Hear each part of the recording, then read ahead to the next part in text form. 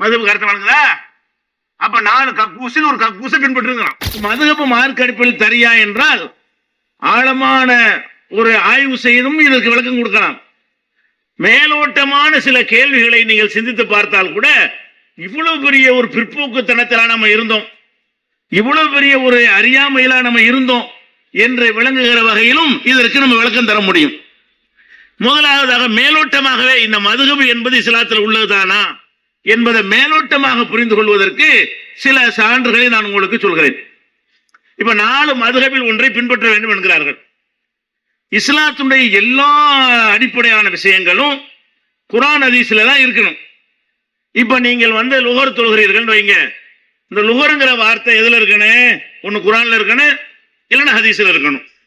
அசர் தொழுகிறீங்கன்னு வைங்க, அசருங்கிற வார்த்தை நம்ம மார்க்கத்தில் ஒரு வணக்கத்திற்கு பெயராக பயன்படுத்தினோம் என்று சொன்னால் அசருங்கிற வார்த்தை குர்ஆன்ல இருக்கணும், ஹதீஸ்ல இருக்கணும். ரெண்டுல எதுலயாவது இருக்கணும், இருக்குது. இப்படி நம்ம ஜும்மா தொழுகிறோம், ஜும்மான்னு தேடி பார்த்தோம்னு சொன்னா குர்ஆன்ல ஜும்மா இருக்கும், ஹதீஸ்ல ஜும்மா இருக்கும். அப்ப எதெல்லாம் இஸ்லாத்தின் பெயரால் நம்ம பயன்படுத்தக்கூடிய சொற்களாக வார்த்தைகளாக இருக்கிறதோ அதற்கு இஸ்லாத்துல சம்பந்தம் இருக்குமையானால் அந்த சொல்லு எதுல இருக்கணும்? குர்ஆன்ல இருக்க வேண்டும், இல்லை என்றால் நபிகள் நாயகம் ஸல்லல்லாஹு அலைஹி வஸல்லம் சொல்லி இருக்க வேண்டும். இப்ப 4 மதுஹப்ங்கறாங்கல்ல, இந்த மதுஹப் என்கிற சொல்லு குர்ஆன்ல இருக்கா? அது கூடுமா கூடாதா அதெல்லாம் விட்டுருங்க, அது அவசியம் பின்பற்றி ஆகணுமா அப்படியான கட்டளை இருக்கான்னு நான் கேட்கவே இல்லை. இந்த சொல்லு இருக்குதா? மதுஹப் என்கிற சொல்லு மனித குலத்துக்கு அல்லாஹ் அருளிய குர்ஆன்ல மதுஹப்ங்கிற வார்த்தை எந்த ஒரு இடத்துல உங்களுக்கு எடுத்து காட்ட முடியுமா? இல்ல. அப்ப ஒட்டுமொத்த குர்ஆனை நீங்க எடுத்து பார்த்தாலே மதுஹப் என்கிற வார்த்தையை அல்லாஹ் சொல்லவே இல்லை. நமக்கு அவன் பேசும் அவன் மலக்குகள்கிட்ட பேசும்போது பேசியிருப்பான். நமக்கு வஹியாக அறிவிக்கப்பட்டிருக்கிற செய்திகளில அல்லாஹ் என்னத்தை இந்த சொல்ல பயன்படுத்தல? மதுஹப்ங்கிற வார்த்தை கூட யூஸ் பண்ணல. குர்ஆனை புரட்டி பார்த்தா ஏன்டா மதுஹப்னு ஒரு சொல்லாச்சுன்னு சொன்னானா? ஏன்டா அதை போய் பின்பற்றி கேட்பானா இல்லையா? நீ மதுஹப்ங்கிறிய, அப்படி ஒரு வார்த்தையாச்சும் நான் குர்ஆன்ல சொல்லியிருக்கிறேனா? அதைத்தானே வழிகாட்டு அனுப்பியிருக்கிறேன் என்று அல்லாஹ் கேட்பானா இல்லையா? இது சிம்பிளான விஷயத்தை புரியுறதா சொல்றேன். ஆழமான ஆதாரங்கள் தனியாக இருக்கிறது. ரொம்ப எளிமையாக புரிந்து கொள்வதற்காக நான் இதை கேட்கிறேன். அப்ப குர்ஆன்ல எடுத்து பார்த்தீர்களே ஆனால் மதுஹப்ங்கிற சொல்லு கிடையாது. சரி, நபிகள் நாயகம் ஸல்லல்லாஹு அலைஹி வஸல்லம் பேசியிருக்கிறாங்கல்ல, அவங்களுடைய ஹதீஸ்கள் 3 வகையாக இருக்கிறது.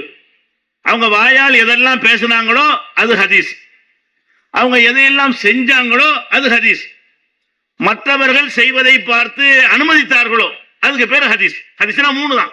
இப்ப ரசூல் ஸல்லல்லாஹு அலைஹி வஸல்லம் அவர்கள் எதையெல்லாம் வாயினால தொழுங்கள்னு உங்களுக்கு சொன்னாங்களா அதுக்கு பேர் ஹதீஸ். அவங்க தொழுதாங்களா, செயல் வடிவம் காட்டினாங்களா அதுவும் ஹதீஸ். ஒருவர் தொழும்போது பார்த்து நீ சொன்ன கரெக்ட் தான் அப்படின்னு சொன்னாங்களா அது ஹதீஸ். அப்ப நபிகள் நாயகம் ஸல்லல்லாஹு அலைஹி வஸல்லம் உடைய சொல், செயல், அனுமதி, அங்கீகாரம், இந்த 3 தான் ஹதீஸ் என்று சொல்வார்கள். இப்ப நபிகள் நாயகம் ஸல்லல்லாஹு அலைஹி வஸல்லம் 23 வருஷம் நபியா பேசியிருக்கிறாங்க. 40 வருஷம் சாதாரண மனிதரா பேசிட்டு போறாங்க. அது நமக்கு வேணும். 23-40 வயசில் நபியாக ஆகி 63 வயசுல அவர்கள் மரணிக்கிறார்கள். 23 ஆண்டுகள் பல சொற்கள் அவர்கள் வாயிலிருந்து வந்திருக்கிறது. மதுஹப் என்று சொல்ல வரவே இல்லை.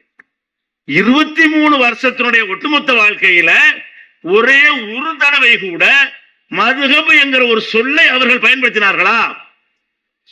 இவங்க அந்த வார்த்தையை மட்டும்தான் பயன்படுத்துறாங்க. இஸ்லாத்தின் பெயரால் சட்டம் சொல்லக்கூடியவன் ரொம்ப அதிகம் பயன்படுத்துற வார்த்தை எதுன்னு பார்த்தீங்கன்னா மதுஹப் தான். பள்ளிவாசல் நிர்வகிக்கிறவன் எடுத்துக்கிட்டீங்கன்னா எப்படி நுழைஞ்சவன் அதான் நிக்குது, மதுஹப் பின்பற்றாவிட்டால் நீ வராத. அப்ப அல்லாவும் இந்த சொல்லை யூஸ் பண்ணவே இல்லை. அல்லாவுடைய ரசூலும் 23 வருஷத்துல ஒரு தடவை, 23 வருஷம் பேச்சுங்கிற எவ்வளவு பாத்துக்கிறங்க. ஒரு மணி நேரம் பேசுறோம்னா இதுல எத்தனை சொற்கள்லாம் வந்துருது. 23 ஆண்டு காலம் அவர்கள் மக்களுக்கு பிரச்சாரம் செய்திருக்கும் பொழுது ஒரே ஒரு தடையாவது மதுஹப்ங்கிறதை பயன்படுத்தினார்களா? இல்லை. அப்ப அல்லாவிடம் இருந்தும் வராத ஒரு சொல் மதுஹப், நபிகள் நாயகமுடைய வார்த்தை வாயிலிருந்து வராத ஒரு சொல் மதுஹப். இது எப்படி நான் மார்க்கமா யோசிக்க மாட்டீங்களா? மதுஹப் பின்பற்றுங்கிறீங்களே, 4 மதுஹப் 5 அது அப்புறம் வச்சுக்கிருவோம். ஒரு மதுஹப் சொல்லு, ஒரு சொல்ல காட்டு. முதல்ல மதுஹப் என்கிற ஒரு சொல்ல குர்ஆனில் இல்லை. மதுஹப் என்கிற ஒரு சொல்ல நபி பயன்படுத்தியது இல்லை.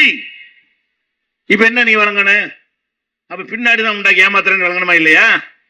மதுஹபுங்கிற ஒண்ணு பராத் இரவு சபே பராத்துன்னு கொண்டாடுவாங்க. சபே பராத்து நம்ம கேட்போம், ஏன்டா சபேண்டா சபுண்டா என்னடா வருது, எந்த லாங்குவேஜ்? சபுங்கிறது ஒரு பார்சி வார்த்தை, சபுனா இரவு, சபே பராத்னா பராத் இரவு. அப்ப லைலத்துனா அரபில இரவு. நம்ம ரமலான்ல என்ன செய்வோம், லைலத்துல் கதிருமோ, கதிருடைய இரவு. அப்ப அதே மாதிரி பராத்துக்கு சொல்றாரு லைலத்துல் பராத்துன்னு வரணும்ல, அப்படி சொல்ல காட்ட முடியுமா அவனுக்கு?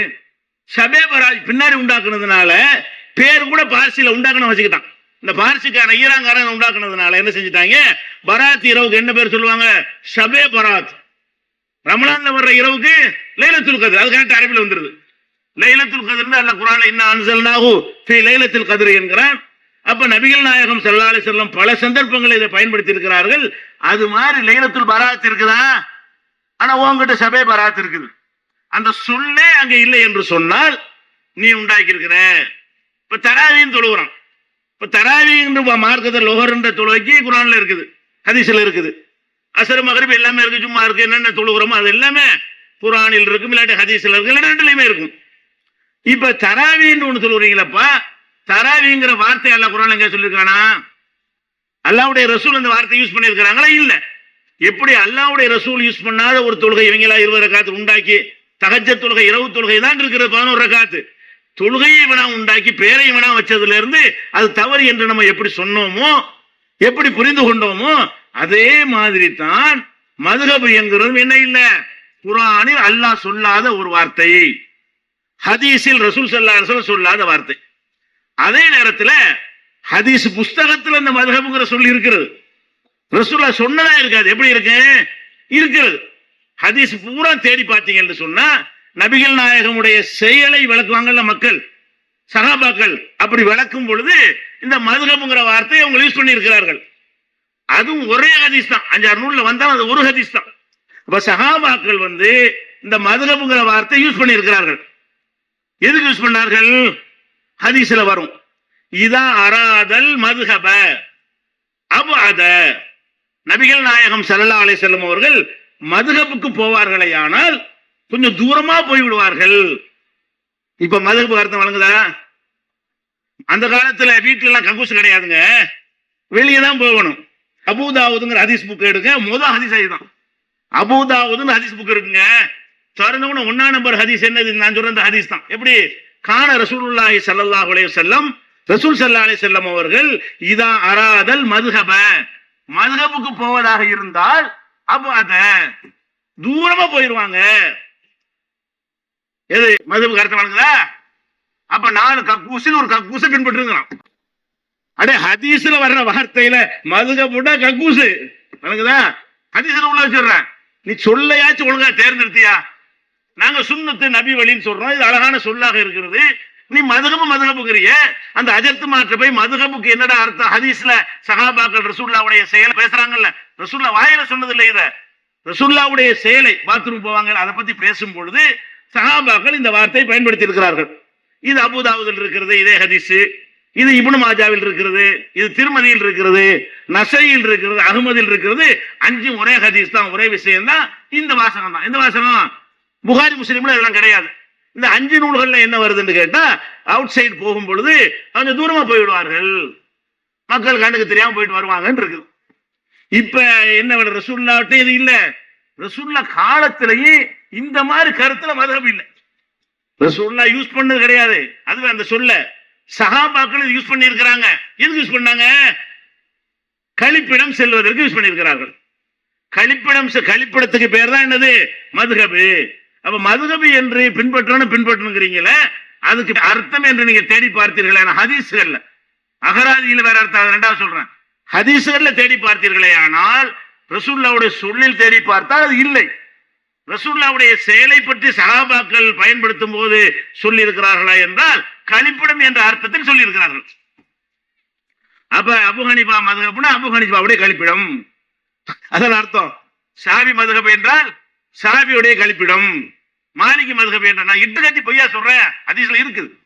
இல்லைன்னா யார் வேணா எடுத்து காட்டலாம், ஐபோன்ல எடுத்து காட்டலாம், போனை வச்சு எடுத்து காட்டிடலாம், எல்லாமே சாஃப்ட்வேர்ல வந்துருச்சு, புக்லையும் பாத்துக்கிறங்க. அப்ப இந்த மதுஹப் என்கிற சொல்லை வைத்து நம்ம சிந்தித்து பார்க்கும் பொழுது இது பின்னாடி என்னமோ எவனோ செஞ்சிருக்கான், நல்லா விளங்குது. குர்ஆன்ல இல்லாத, ஹதீஸ்ல இல்லாத, இவர்கள் சொல்லுகிற அர்த்தத்தில் நபி தோழர்களும் பயன்படுத்தி இருக்கிறாங்க, இந்த அர்த்தத்தில் பயன்படுத்தல. அப்படியான ஒரு சொல்லை வைத்துக் கொண்டு ஒரு சித்தாந்தத்தை உருவாக்கினால் அதுக்கு இஸ்லாத்துக்கு என்ன சம்பந்தம்? ஒரு சம்பந்தம் இல்லை.